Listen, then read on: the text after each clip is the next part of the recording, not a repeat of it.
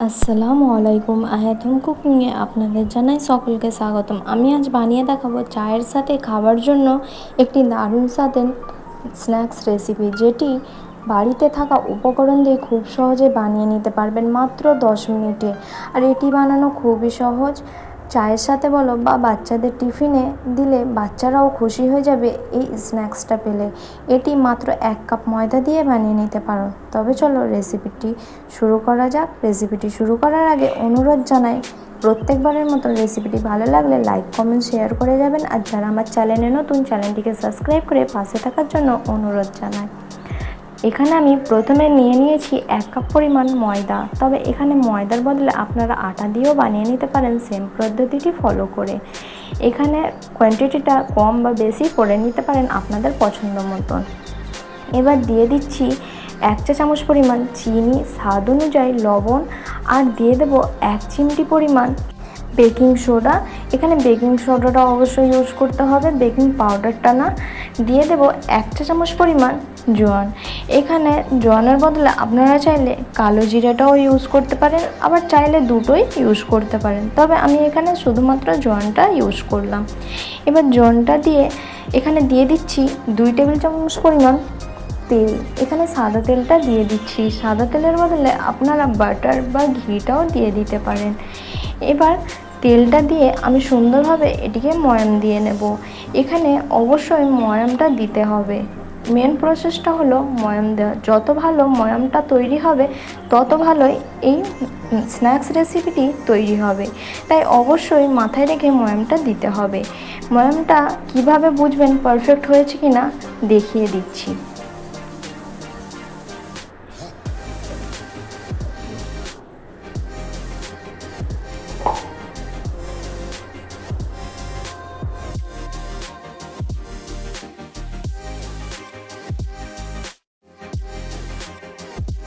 দেখো, এখানে আমার ময়াম দেওয়া হয়ে গেছে। এবার ময়ামটা ঠিক মতন হয়েছে কিনা দেখে নেওয়ার পালা।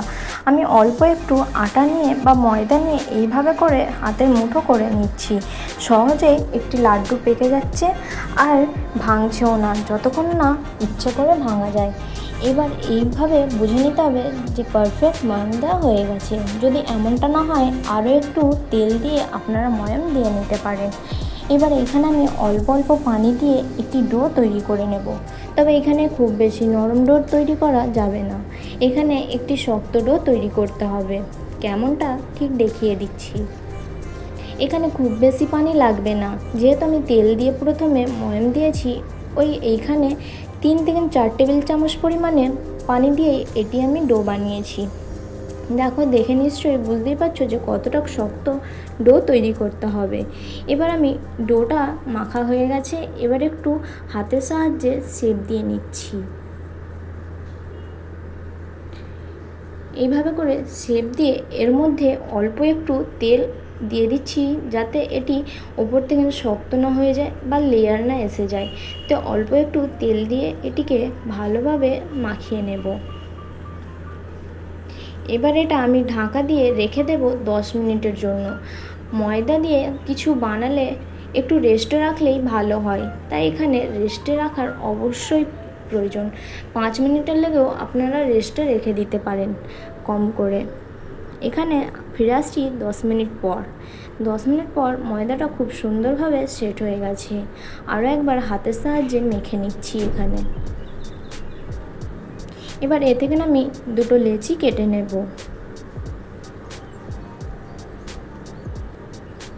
এখানে বড় সাইজের দুটো লেচি কেটে নিচ্ছি, সমান ভাগে ভাগ করে নিচ্ছি। এবার লেচিটাকে একটু ভালো করে শেপ দিয়ে নিচ্ছি।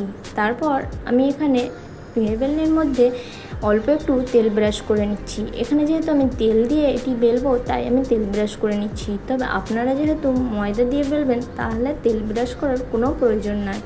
এবার আমি একটি বড় সাইজের রুটি বেলে নেব। এখানে খুব বেশি মোটা বা খুব বেশি পাতলা রুটি বেলা যাবে না। ওই মাঝারি রুটি যেরকম বানানো হয় বাড়িতে খাওয়ার জন্য, তার থেকে একটু মোটা সাইজ করে বেলতে হবে।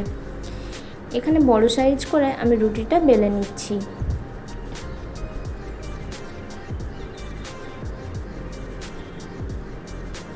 এখানে এবার বেলা হয়ে গেছে, ধারগুলো আমি একটু সেট করে কেটে নিচ্ছি স্কোয়ার সাইজ করে।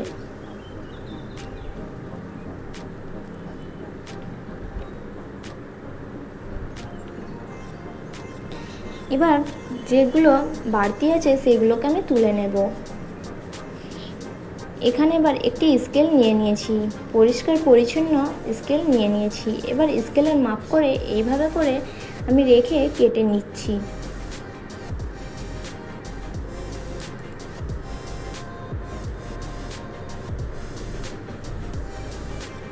বাকি অংশটাও আমি কেটে ফেলে দেব, ফেলবো না, ওই রেখে দেব, পরে বানাবো। এবার আবারও অন্য দিকটা এইভাবে করে রেখে আমি এরকম স্কোয়ার শেপ করে কেটে নেব। এখানে আমার কাটা হয়ে গেছে। এবার এগুলোকে মুড়িয়ে নেবার পালা। দেখে নিশ্চয়ই বুঝতেই পারছো যে কিভাবে আমি মুড়িয়ে নিচ্ছি। এটা বানানো খুবই সহজ আর খেতে হয় অসাধারণ। এইভাবে করে আমি সবগুলো বানিয়ে নেব। এখানে আমার সবগুলো বানানো হয়ে গেছে। এবার এটাকে ভেজে নেওয়ার পালা। তবে চলো ভেজে নেওয়া যাক। এখানে প্রথমে আমি তেল বসিয়ে দিয়েছিলাম। তেলটা সুন্দরভাবে গরম হয়ে আসা পর্যন্ত অপেক্ষা করব। তেলটা গরম হয়ে আসলে একে একে এই স্ন্যাক্সগুলো দিয়ে দিতে হবে। একসাথে দেওয়ার চেষ্টা করবেন না, তাহলে একে অপরের সাথে লেগে যাবে আর ভালোভাবে ফ্রাই হবে না। এবার লো ফ্লেমে আমি এটিকে ফ্রাই করে নেব যতক্ষণ পর্যন্ত না একটা সুন্দর কালার চলে আসে। লাল হয়ে আসা পর্যন্ত এপিট ওপিট ভালো করে ফ্রাই করে নিতে হবে। এটি সময় ধরে ফ্রাই করার চেষ্টা করবেন, তাহলে কালারটাও ভালো আসবে আর মুচমুচে খাস্তা তৈরি হবে। নাহলে ওপর থেকে তো কালার চলে আসবে আর এটি খাস্তা তৈরি হবে না।